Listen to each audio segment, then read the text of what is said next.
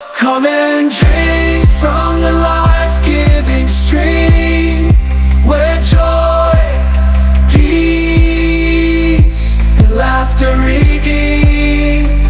In Christ Jesus, we find our way.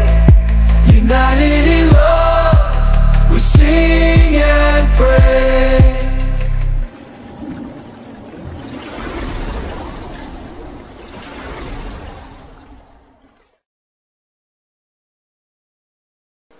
Ndugu zangu wapendwa katika Kristo, tumsifu Yesu Kristo. Mungu ni mwema na kila wakati. Kwa sauti, Mungu ni mwema na kila wakati. Mungu ametukusanya pamoja mbele yake siku hii ya leo kwa ajili ya kutubariki na kutufundisha upendo wake. Basi tumpe Mungu sifa na shukrani tukimpa.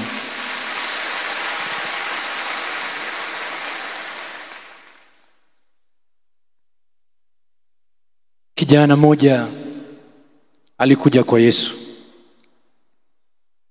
na alimuuliza swali moja. Ni mwanasheria, akamuuliza swali hii: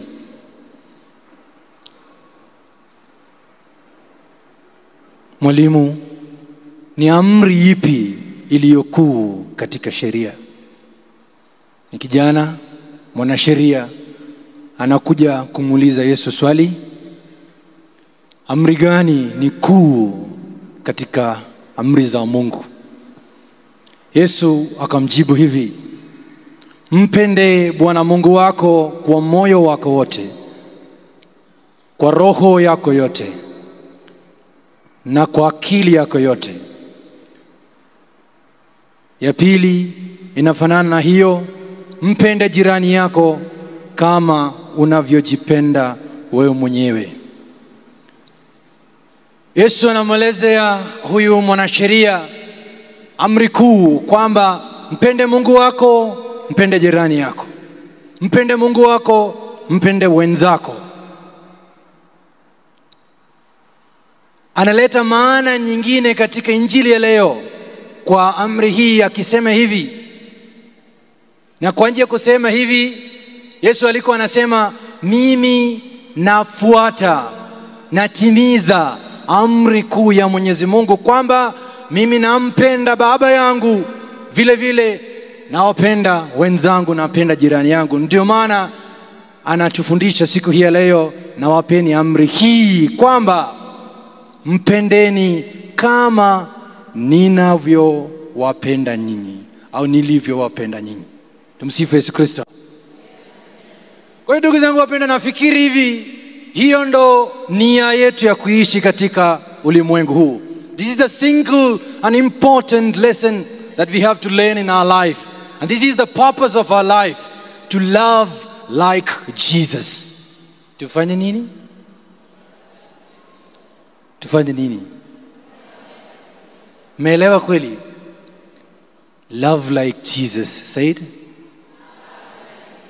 Hebu mwambie mwenzako. This is the purpose of our life, to love like Jesus. If you don't understand that, if we are not able to fulfill that, tunaishi bure. Tukiweza kumpenda jirani yako, au tukiweza kupenda kama Yesu alivyopenda, we are becoming saints. Then we are becoming saints. How did Jesus love? It's explained in today's gospel. Yesu alipendaje? Alisema hivi: hakuna upendo mkuu zaidi kuliko upendo wa mtu atoaye uhai wake kwa ajili ya rafiki zake. Hivyo ndivyo Yesu alipenda. Yesu alipenda akitoa uhai wake. He was loving a sacrificial love. He was offering his life for many. In such way he fulfilled his love. Alikuwa anapenda akijitoa. Alikuwa anapenda akitoa maisha yake, uhai wake. Kuna shairi moja, Mtakatifu Paulo aliandika katika waraka wake wa kwanza kwa Wakorintho sura ya 13. It's a poem of love, and that it is clearly explained what does love mean, and love becomes the center of a Christian life. And it is said, mwenye upendo huvumilia, hufadhili. Mwenye upendo hana wivu, hajidai wala hajivuni. Mwenye upendo hakosi adabu, hatafuti faida yake binafsi, wala hana wepesi wa hasira, haweki kumbukumbu ya mabaya, hafurahi uovu, bali hufurahia ukweli. Ninaposoma hayo yote tukifanya, tunahitaji kujitoa, kuishi bila wivu. Hebu fikiria kitu kimoja tu, kuishi bila wivu. Wivu maana yake nini? Wangapi wana wivu? Mimi peke yangu. Wangapi wana wivu? Ubarikiwe, nyinyi barikiwe. Mnasema ukweli. Tumsifu Yesu Kristo. Wenye wivu wanafanya nini? Wakiona mwenzake anafanyikiwa, kuna maumivu yanaamka huko ndani mwetu, si ndio? Ndio maana yake wivu. Upendo hauna wivu. Maana yake mwenye upendo akiona mwenzake anafanyikiwa, anafanya nini? Mungu ni mwema, anafurahi, si ndio? Kitendo kile kinahitaji kujitoa. Ambaye anajitoa tu anaweza, there is a sacrifice in that simple action of kupiga makofi anapofanyikiwa, si ndio? There is a sacrifice. Bila unapopigwa, mtu amekuja amekupiga bure, utafanya nini? Kawaida utamrudishia, si ndio? Utampiga. Yesu anasema nini? Upendo wa Yesu anasema nini? Muombe. Ni mfano tu. Muombe. Anageuka kuwa adui, muombe adui yako. There is a sacrifice in the Christian love. Kwa hiyo ukianza kupenda kama Yesu, lazima tuwe tayari kujitoa. There is a sacrifice in Christian love. If you are ready to love like Christ, that is our purpose. And if you are stepping into that love of Christ, get ready to be killed, which means to sacrifice. Say hallelujah. Louder, say hallelujah. Lifting up your right hand and say hallelujah. Hallelujah. Ndugu zangu wapendwa, inafanyika katika maisha yetu. Hebu chukua mfano wa mama moja. Kuna wakina mama wako wengi wanajinyima hata chakula ili mtoto apate chakula, si ndio? Si ndio? Ugali umepungua jikoni, sawa? Tufikirie hivyo. Ugali ukipungua jikoni, mtoto hajala, mama anafanya nini? Anajinyima ili mtoto. Kuna sacrifice. It is in the life of a father. Anajinyima furaha nyingi ili anatumia kusanya pesa kwa ajili ya mtoto aende shule nzuri asome. There is a sacrifice in father's life. It happens in the family in the same way. Why it's not happening with the neighbor? In the neighborhood, mtu mmoja anakuita jina mbaya. Mtu mmoja anakuharibu jina lako, au anasengenya vibaya juu yako. Hapo ule upendo fanya kazi. Uanze kumpenda yule jirani. That is Christian love. That is Christian love. Somebody anakudanganya. Mtu anakudanganya, anaiba pesa yako. Hapo msamehe yule mtu. That is Christian love. That is sacrificial love. Hapo unakufa. Really unatoa uhai wako. Lakini unakuwa katika uhai wa Yesu. Unakuwa katika upendo wa Yesu. Ndugu zangu wapendwa, leo hii tunapotafakari jambo hilo la upendo, tuombe Yesu neema ya pekee, neema ya kupenda kama alivyopenda. The love that he loved. We need that love. Let us pray for that love. Let's so close our eyes.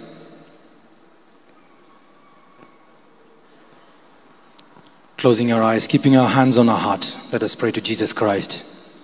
He accepted everyone. Hakuonyesha ubaguzi wowote. Aliwapokea wote. Wote kwa moyo wake. Maskini,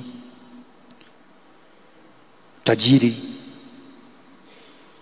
wenye dhambi, watakatifu, wafanya kazi, hata mafarisayo, wote aliwapokea moyoni mwake, akawapenda bila ubaguzi wowote. Tuombe neema ya Mungu ili sisi pia tupate nguvu ya kupenda kama Yesu alivyopenda, bila ubaguzi wowote, without any discrimination. Let us be able to love. Let us be able to love with sacrifice, sacrificing even our life. Let us offer this prayer through the intercession of Blessed Virgin Mary. Tukisali pamoja. Salamu Maria, umejaa neema, Bwana yu nawe, umebarikiwa kuliko wanawake wote, na Yesu mzao wa tumbo lako umebarikiwa. Maria mtakatifu, mama wa Mungu, utuombee sisi wakosefu, sasa na saa ya kufa kwetu. Amina.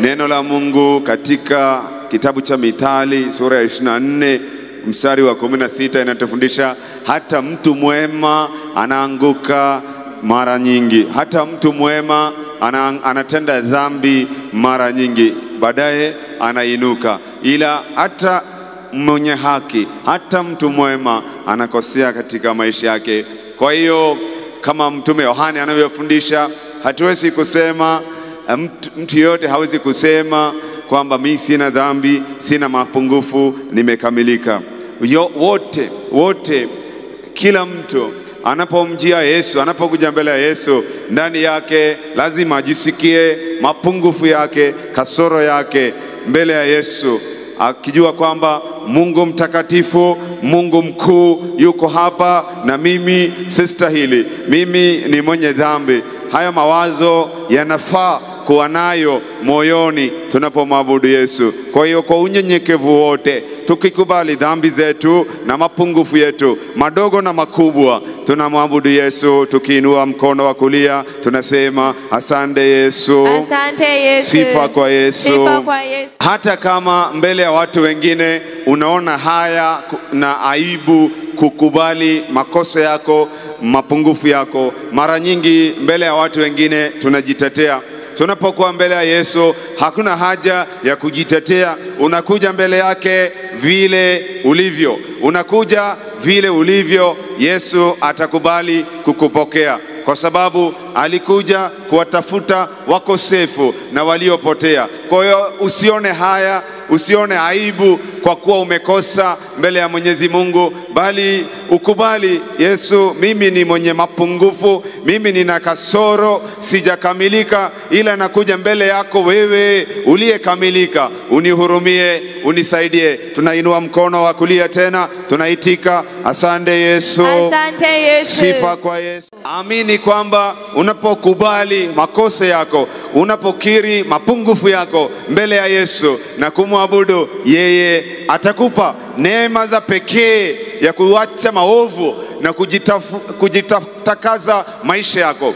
Yesu atakupa neema ya pekee ya kuacha maovu na kujitakasa na kumtukuza. Kwa hiyo usihofu, umtukuze Yesu kutoka unyonge wako, kutoka mapungufu yako. Umtukuze Yesu ukisema, Yesu sistahili, lakini bado ninakuja nikitegemea upendo wako, huruma yako, kama tulivyosikia sasa hivi kwenye mafundisho. Ninategemea kwamba wewe mwenye huruma na mwenye upendo. Kwa hiyo bado unapata ujasiri wa kuja mbele yako na kuomba msamaha na kukuabudu. Tena tunamtukuza Yesu. Asante Yesu. Asante Yesu. Sifa kwa Yesu. Sifa kwa Yesu. Usidhani kwamba kwa kuwa umekosea maisha yako yote yanaenda kuwa mabaya. Usifikirie hivyo.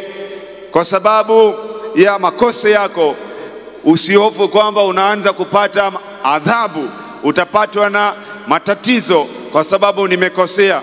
Au pengine leo unateseka, unataabika, usiseme ninateseka kwa sababu ya maovu yangu. Inawezekana mateso yako yameanza na maovu yako, lakini leo usifikirie hivyo, kwa sababu umekuja mbele ya Yesu mwenye huruma, mwenye upendo, aliyekufa kwa ajili yako msalabani, aliyekutafutia usuluhisho kwa dhambi zako, msamaha wa dhambi zako.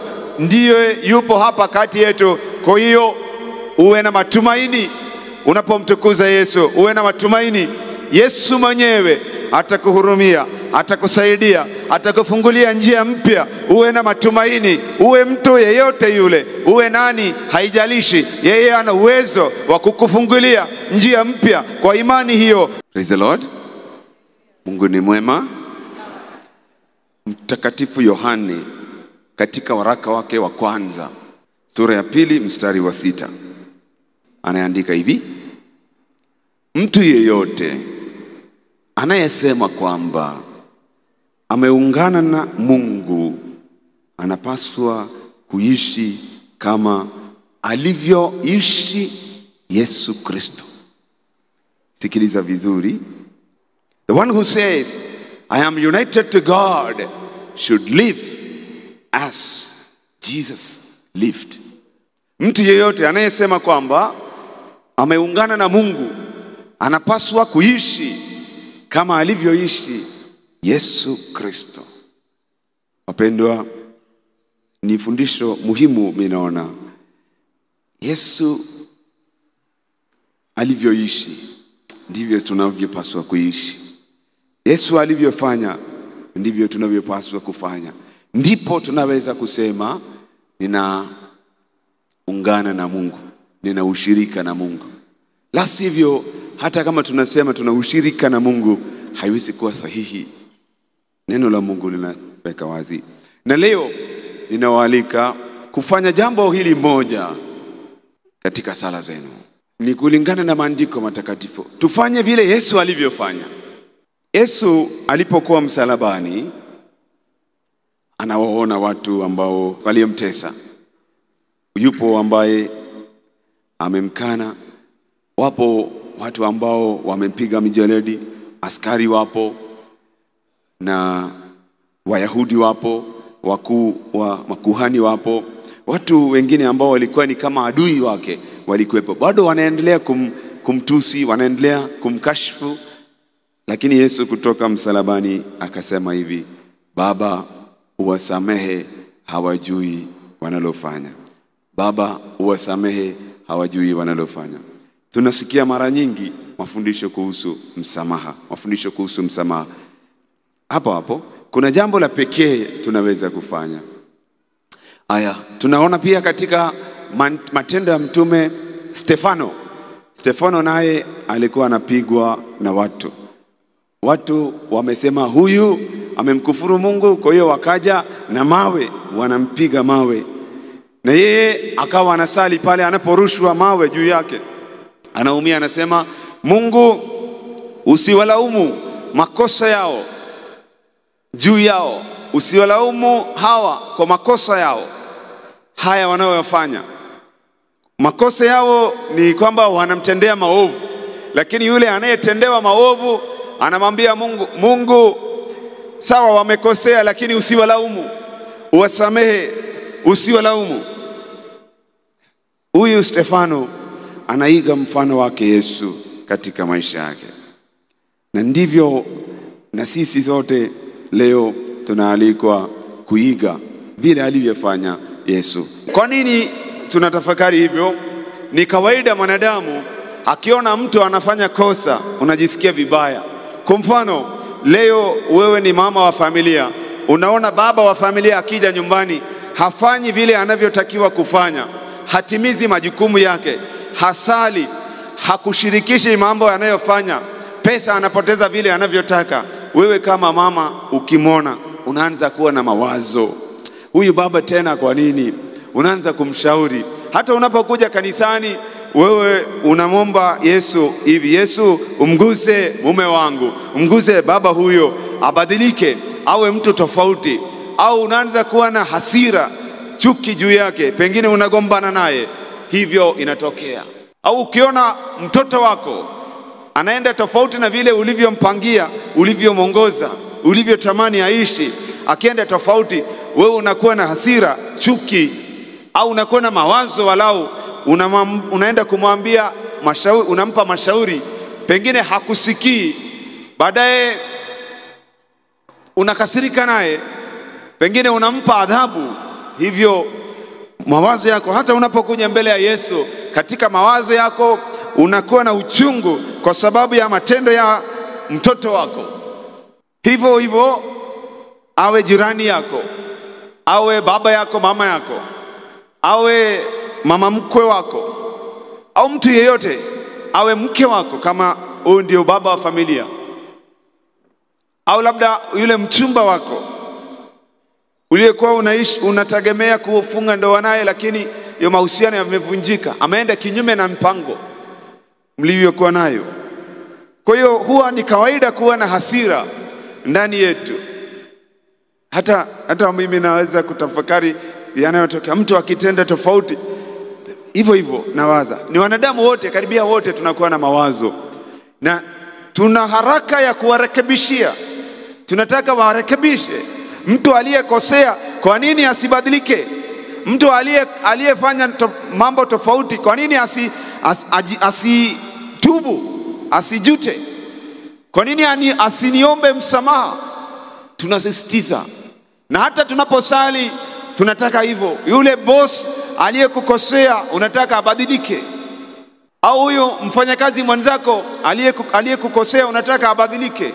Na hata katika sala yako tunaomba abadilike. Sisemi kwamba hiyo sala ni mbaya, ila kuna mambo mengine Yesu alivyofanya. Yesu hakuwaambia wabadilike, wawache uovu. Stefano hakuwaambia waache uovu, wabadilike, wala hawakuomba hivyo. Badala yake wao wameomba, wanamwomba Yesu, Yesu wamekosea, wamenikosea. Au wanamwomba Baba, Baba wamenikosea, lakini na kuomba uwaruhusu waende huru, waende kwa huruma, uwasamehe. Sala yake sio hivi kwamba wabadilike.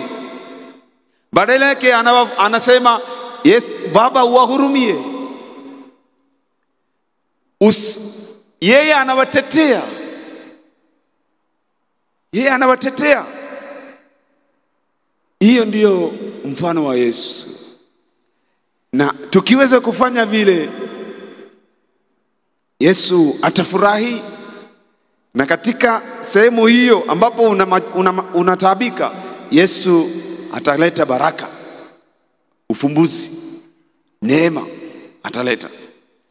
Kwa hiyo kwa mfano, mtu fulani haishi vizuri, anaishi tofauti na mpangilio wa Mungu, tofauti na mpangilio wa familia, tofauti na makubaliano yenu, anaishi kinyume.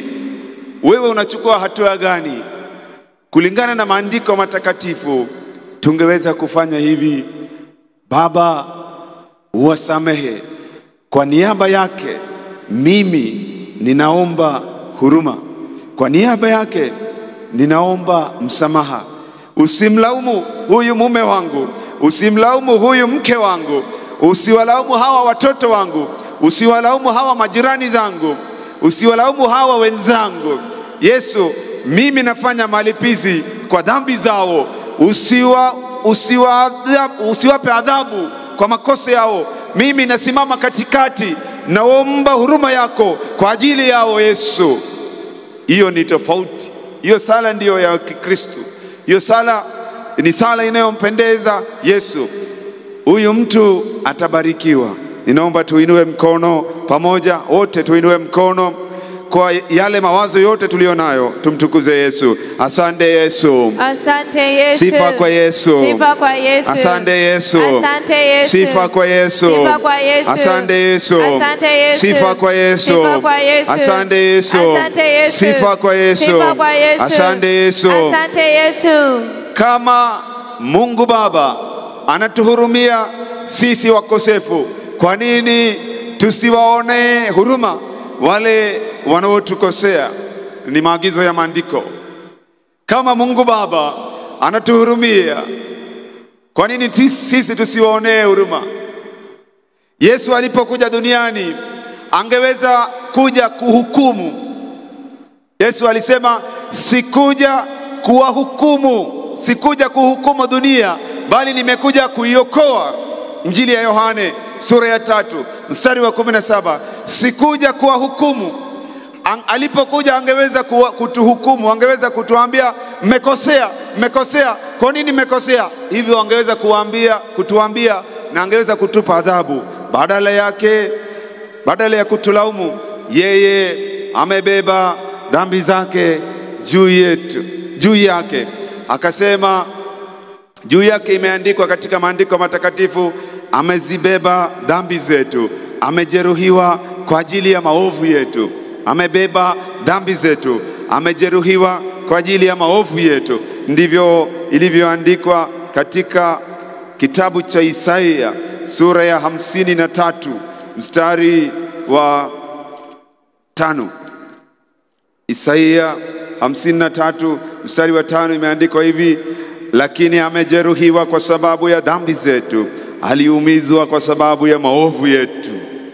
Yeye badala ya kutupa adhabu, yeye amepokea matokeo ya dhambi juu yake. Adhabu amepokea yeye mwenyewe, akamtolea Mungu sadaka. Hiyo ndio kazi ya Mkristo. Hiyo ndio wito wetu sisi pia, badala ya kuwalaumu watu wengine. Na pia Mtume Paulo ameandika hivi kwa Warumi sura ya 5 mstari wa 8. Kwa Warumi ameandika hivi, Mungu amethibitisha kwamba ametupenda, maana wakati tulipokuwa bado wenye dhambi, Kristo alikufa kwa ajili yetu. Wakati tulipokuwa bado wenye dhambi, badala ya kutuhukumu, yeye amejeruhiwa, amekufa kwa ajili yetu msalabani. Huyo Yesu tumtukuze. Tunainua mkono wote pamoja, tunainua mkono, tunasema asante Yesu. Asante Yesu. Sifa kwa Yesu. Sifa kwa Yesu. Wapendwa, katika Agano la Kale, kitabu cha Kumbukumbu ya Sheria, tunaona Musa akifanya hivyo. Musa alikuwa mlima wa Horeb. Huo mlima wa Horebu juu, alikuwa kule akiwa anasikiliza mafundisho yake Mungu, akipokea amri 10 zile na hizo tablets, hayo mawe ambamo amri hizo zilikuwa zimeandikwa. Alikuwa kule siku 40 akifunga, akisali kule mlimani, akiwa mbele ya Mungu. Watu wa Mungu walikuwa chini, na Musa anaandika hivi, yeye alipokuwa kule, Mungu akamwambia, basi pokea amri hizo, ushuke nazo kwenda chini. Anapofika chini, anakutana na watu wa Mungu ambao wamemsahau Mungu, wamechonga mnyama wa dhahabu, wanaabudu mnyama huyo. Wameshamsahau Mungu, wakisema siku 40 amechelewa sana, tumechoka, hatuna Mungu, tunataka Mungu. Kwa hiyo hawakuwa na subira wa kumsubiri Musa, wakawa na maabudu ndama hiyo ya dhahabu. Musa alipokuja chini, akakasirika, akazivunja hayo mawe, akitupa juu ya huyo Mungu wa dhahabu, akatupa juu yake, akaharibu. Na akasema hivi, akarudi mbele ya Mwenyezi Mungu. Mstari wa 18 wa sura ya 9 tunasoma hivi, kisha nikalala chini kifudifudi mbele ya Mwenyezi Mungu kama hapo awali. Kama hapo awali, maana yake siku 40 alikuwa ameshafunga na kusali kule mlimani. Alirudi amekuta watu wa Mungu wamemkosea Mungu. Anarudi tena mbele ya Mwenyezi Mungu. Anasema nikaanguka tena kifudifudi kama vile awali. Afu anasema kwa muda wa siku 40 usiku na mchana. Anaanza tena kufunga na kusali usiku na mchana siku 40. Sikula chakula wala kunywa maji kwa sababu ya dhambi mliokuwa mmetenda kwa kufanya maovu mbele ya Mwenyezi Mungu kwa kumkasirisha. Mose alipoona watu wa Mungu wamekosea, yeye anarudi mbele ya Mungu, anaanza kusali akiomba, Mungu uwahurumie watu wako makosa yao. Mungu uwahurumie watu wako makosa yao. Anaomba mbele ya Mwenyezi Mungu. Ndio kazi tulionayo. Unapomwona mwenzako amekosea, unapomwona mtu wa familia yako amekosea, badala ya kumlaumu yeye, badala ya kumwambia yeye abadilike, piga magoti mbele ya Yesu. Fanya kifudifudi mbele ya Yesu, au vile unavyomwabudu, nenda mbele ya Yesu, umwambie Yesu, umsamehe huyu mwenzangu, umhurumie makosa yake. Mimi natubu kwa niaba yake, mimi naomba msamaha kwa niaba yake. Musa akasali hivyo. Maandiko yanatualika kusali hivyo, kuomba msamaha, kufanya malipizi kwa niaba ya wengine.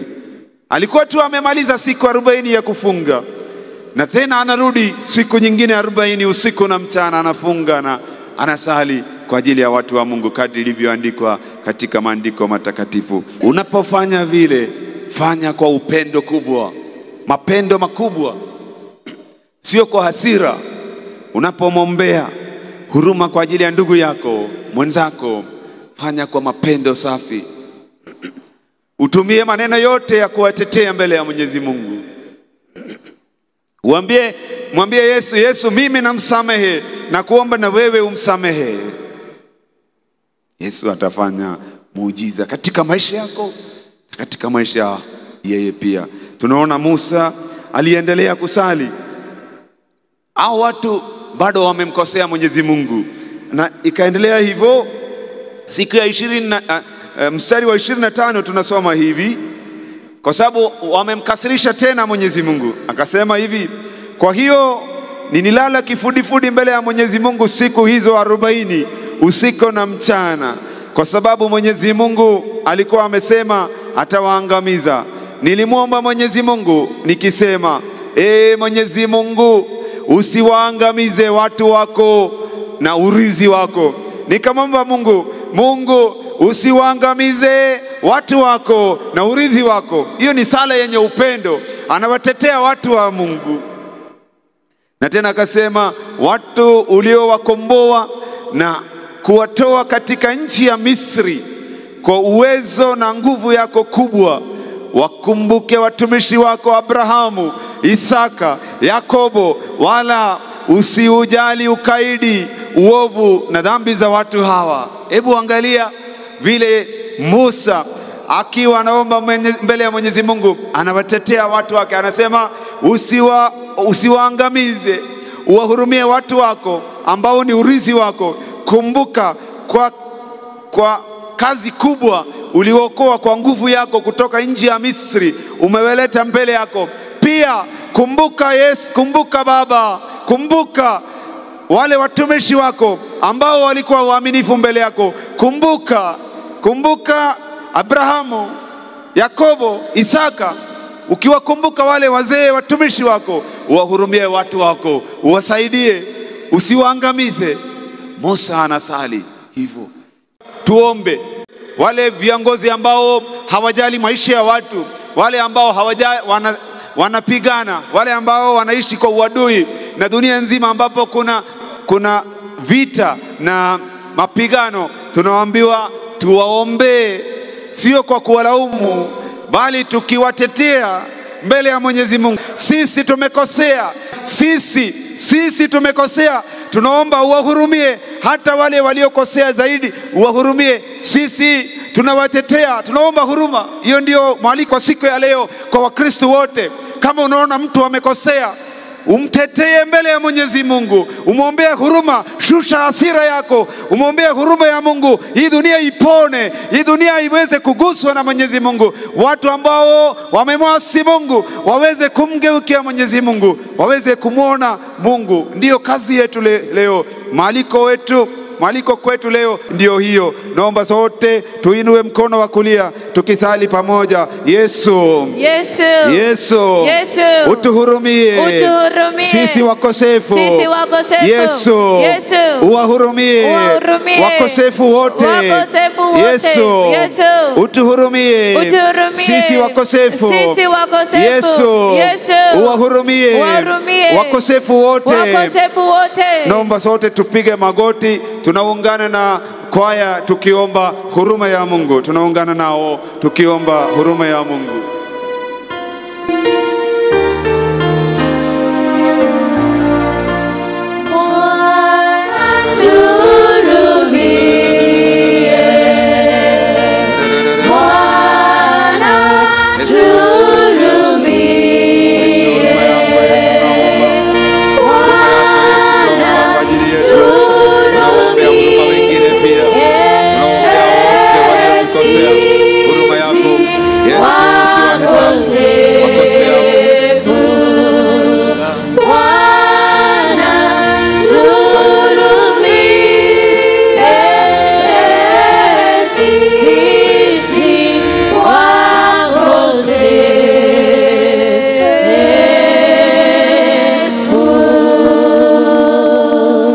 Tunawaombea pia huruma ya Mungu wengine wote ambao tunajua wamekosea.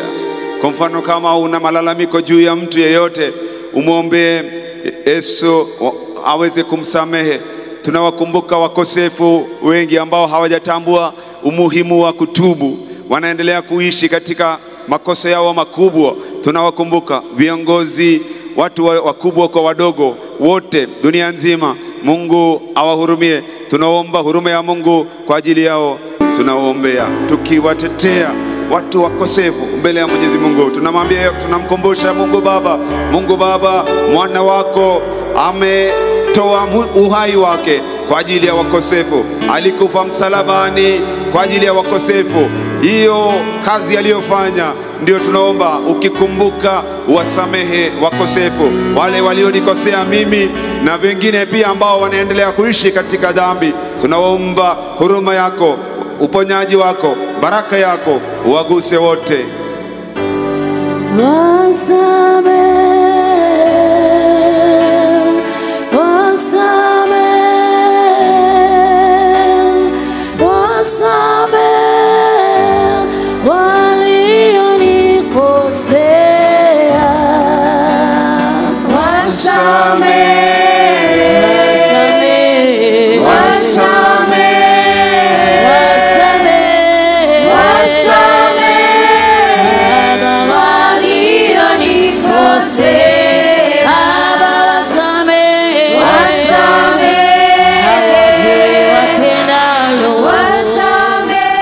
Watakieni baraka wale wanaowalani na waombeeni wale wanaowatendea vibaya. Muwe na huruma kama Baba yenu alivyo na huruma. Yesu, tunawasamehe wote waliotukosea. Tunawabariki katika jina lako.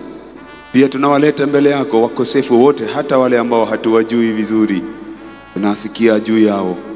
Yesu, uwabariki, hasa wale ambao wanapigana, wanauana. Yesu, wahurumie, uwaguse. Yesu, uwajalie roho wako ili waweze kutambua makosa yao na kukugeukia. Naomba sote tusimame.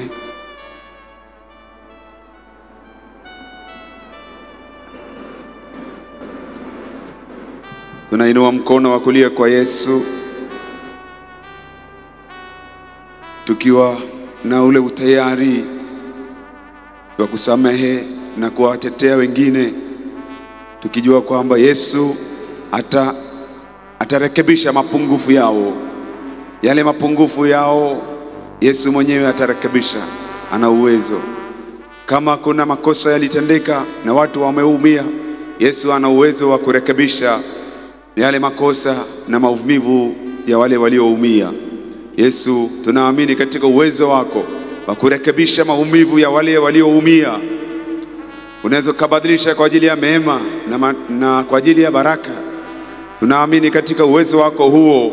Tunakuabudu Yesu. Asante Yesu. Asante Yesu. Kumbuka kama ndio unamwombea mtu fulani, ukisema Yesu ana mapungufu, lakini mapungufu yake, kasoro zake, wewe unaweza ukarekebisha, unaweza ukamtengenezea upya, unaweza kurekebisha mapungufu alionayo. Kwa imani hiyo ninakutukuza. Unaposali vile, wale watu hahusika watapokea neema ya Mungu, na wenyewe wataonja upendo wa Mungu, na wenyewe ndani mwao Yesu na Roho wake atafanya kazi. Sisi wenyewe kwa mara nyingine tukubali na mapungufu yetu. Yesu, utusamehe, uturekebishie mapungufu yetu. Makosa yangu natubu. Nafasi nyingine inayofuata ya kutubu, nitatubu kwa sakramenti ya kitubio.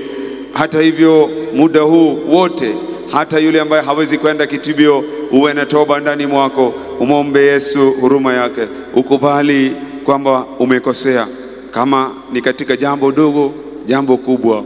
Pamoja na kwamba wengine wamekosea zaidi, labda hata wewe umekosea, omba huruma ya Yesu wakati huu. Yesu, naomba huruma yako. Mimi mara nyingi nikiwa mwepesi wa kuwalaumu wengine bila kuangalia makosa yangu. Leo natubu dhambi zangu Yesu, mapungufu yangu, unihurumie. Tunafumba mikono, tunafumba na macho, tunainamisha kichwa kidogo, tunapokea baraka. Mungu Mwenyezi atuhurumie, atusamehe dhambi zetu, atufikishe kwenye uzima wa milele.